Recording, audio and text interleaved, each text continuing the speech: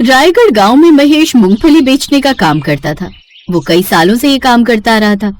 उसी के पड़ोस में एक मिठाई वाले पवन की दुकान थी, लेकिन महेश का काम उसके काम से ज्यादा अच्छा चलता था और इसी बात को लेकर पवन हमेशा उससे चिढ़ता था। महेश की एक 16 साल की बेटी थी सुनिधि, जबकि पवन के 3 बच्चे थे, जिस कारण उसके खर्चे भी ज्यादा थे, लेकिन आमदनी कम थी और वो महेश से इसी जलन के मारे उसे परेशान करता रहता। यार महेश, तूने भी ना यार मुझे दुखी करके रखा है यार। तेरा ये धुआं ना यार सारा दिन मेरी दुकान में ही आता रहता है। परेशान हो गया हूँ मैं इस धुएं से।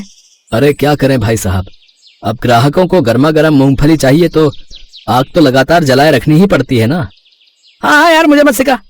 तुम यही कहना चाहते हो ना कि तुम अच्छी कमाई करते हो, जो सारा दिन ग्राहक तुम्हारे पास ही आते रहते हैं, और एक मैं हूँ जो मैं बेकार में ही यहाँ मक्खियां मारता रहता हूँ। ये कहकर गुस्से में वो वहाँ से चला जाता है, लेकिन महेश उसकी बात का बुरा नहीं मानता, क्योंकि वो अच्छे से जानता था कि पवन की आमदनी कम है और खर्चे ज्यादा। कुछ देर बाद सुनिधि अपने पिता के ठेले पर खाना लेकर आई। लो बाबा, पहले आप खाना खा लो, तब तक मूंगफलियां मैं भून देती हूँ। तू क्यों आई बेटी? तेरी माँ वो कहाँ है? उसे भेज देती। माँ कुछ सामान लेने बाजार गई है, इसलिए मैं ही खाना ले आई। उसके ये बात पास में खड़ी पवन की पत्नी विमला सुन लेती है। इनको देखो, ठेले पर मूंगफली बेचकर भी इतनी कमाई कर लेते हैं कि बाजार जाकर खरीदारी कर सके, और एक आप हो, मिठाई की दुकान होकर भी इतने पैसे नहीं कमा पाते कि तुम्हारी पत्नी एक ढंग की साड़ी ही ले पाए। पता नहीं ये कौन सा 2 नंबर का काम करता है, इतने से छोटे से काम से भी इसकी इतनी कमाई हो जाती है। जी तो चाहता है इसके काम में आग लगा दूं। तो कब का इंतजार कर रहे हो? हमारे लिए किसी पनौती से कम थोड़ी न है। जब से इसने यहाँ ठेला लगाया, हमारा तो बेड़ा ही गर्क हो गया। पवन के मन में लगातार महेश के लिए नफरत बढ़ती जा रही थी। वो किसी भी कीमत पर उसे बर्बाद कर देना चाहता था। फिर एक रोज, भगवान, कितना दुख रहा है। दर्द से कराते हुए पवन को देख महेश उसके पास आया। क्या हुआ भाई साहब, कोई परेशानी है क्या? अरे सुबह से कमर में बहुत तेज दर्द हो रहा है। अब सहन से बाहर है। मेरे में तो इतनी हिम्मत भी नहीं कि जाकर अपने लिए दवाई लेके आ पाऊं। तो आप परेशान मत होइए, मैं ही जाकर दवाई ले आता हूँ। बस आप मेरे ठेले का ध्यान रखिएगा। हाँ, तुम चिंता मत करो। पवन तो जैसे इसी पल का इंतजार कर रहा था। महेश जैसे केमिस्ट की दुकान पर गया, पीछे से पवन ने महेश की मूंगफली वाली रेत में कोई ऐसी दवाई मिला दी जिसे खाने से इंसान को उल्टी, दस्त और हैजे जैसी बीमारी हो जाती है। फिर पवन चुपचाप अपनी दुकान पर आकर अपनी कमर पकड़कर खड़ा हो गया। कुछ देर बाद महेश ने उसको दवाई ला कर दी। फिर 2 दिन बाद, अरे भैया महेश, ये तुम्हारी इन मूंगफलियों और चनों में ऐसा क्या मिला दिया भाई तुमने? जब से खाई है पेट में तेज दर्द हो रहा है। अरे सच में, मेरे बच्चों के साथ भी यही हो रहा है भाई। जब से उन्होंने यहाँ की मूंगफली खाई है, उनकी तबीयत ही ठीक नहीं रहती। धीरे धीरे और भी ग्राहक उसके पास शिकायत लेकर पहुँचे।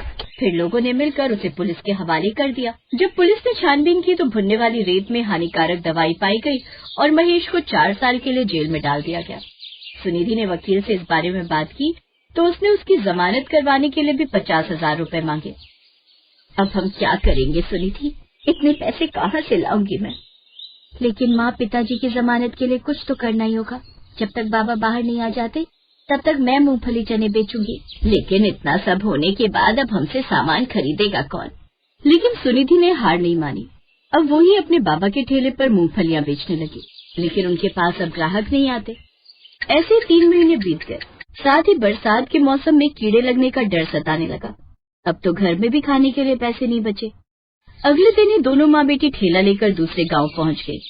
मूंगफली ले लो, चना ले लो। उनकी आवाज सुनकर एक ग्राहक उनके पास आता है। ये चने कैसे दिए?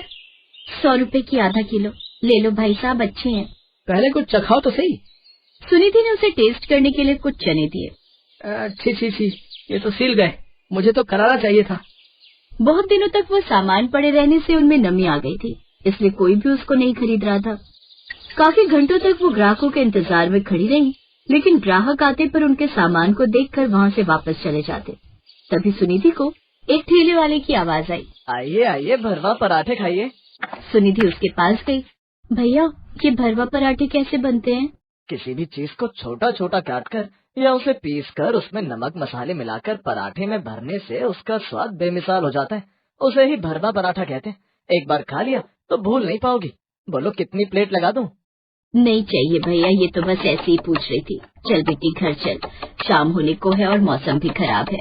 सुनिधि की माँ उसे अपने साथ घर तो ले आई, लेकिन उसके दिमाग में अभी भी वही बातें चल रही थी। वो घर आई तो सुनिधि ने झट से मूंगफली को सिलबट्टे पर पीसा और उसमें मसाले मिलाकर उसका पेस्ट बना लिया और फिर जल्दी से उसका पराठा बनाकर तैयार कर लिया। ये देख उसकी माँ बोली, बेटी ये तुम क्या कर रही हो? माँ, हमारी मूंगफलियाँ ऐसे तो खराब हो जाएंगी, तो क्यों ना हम भी उन काका की तरह भरा हुआ पराठा बनाकर बेचें।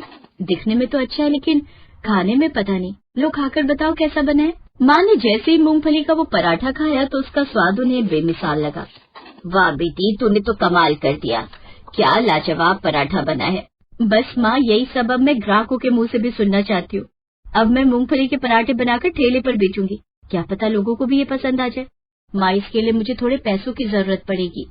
मेरे पास ये 2000 ही बचे हैं बेटी, अगर ये तेरे काम आ सके तो। सुनिधि ने अब उन पैसों से जरूरत का सामान खरीदा और अपने ठेले पर मूंगफली के पराठे बनाकर बेचने लगी। आइए आइए, मूंगफली के पराठे खाइए, आइए आइए। अगले दिन से ग्राहक उनके ठेले पर आने लगे। भरवा पराठा, अंडा पराठा तो हर किसी ने सुना था, लेकिन मूंगफली पराठा सुनकर लोगों के खाने की इच्छा बढ़ने लगी और उसके पास भी खूब ग्राहक आने लगे। 1 महीने में ही उसके पास खूब ग्राहक आ गए। उसे अच्छी खासी कमाई होने लगी। उसका सारा सामान खराब होने से बच गया। अब महेश को जेल गए हुए 5 महीने बीत चुके थे। एक रोज बाबा का ठेला जिस जगह पर था, उसकी बड़ी वाली दुकान के सामने सीसीटीवी कैमरा लगा था और अगर उसकी फोटो निकल जाए तो कुछ पता लग सकता है। वो पुलिस स्टेशन गई और ये बात पता लगाई। पुलिस ने जब छानबीन की, उस सीसीटीवी की फुटेज निकाली तो सारी बात सामने आई। महेश बेगुनाह निकला और पवन गुनहगार। पुलिस ने पवन को गिरफ्तार कर लिया, साथ ही पवन से महेश को 30,000 का मुआवजा भी दिलवाया। सुनिधि अब हर जगह मूंगफली के पराठे वाली के नाम से मशहूर हो चुकी थी। जब ये बात उसके पिता को पता चली कि उसकी बेटी ने उसके सारे सामान को खराब नहीं होने दिया, बल्कि उसके बहुत ही अच्छे पराठे बनाकर अच्छे खासे पैसे कमाए हैं, तो वो बहुत खुश हुआ। उसे अपनी बेटी पर बड़ा नाज हुआ। अब वो अपनी बेटी के साथ साथ मूंगफली के पराठे बेचने लगा, क्योंकि इस काम से उसे 5 गुना अधिक कमाई हो रही थी।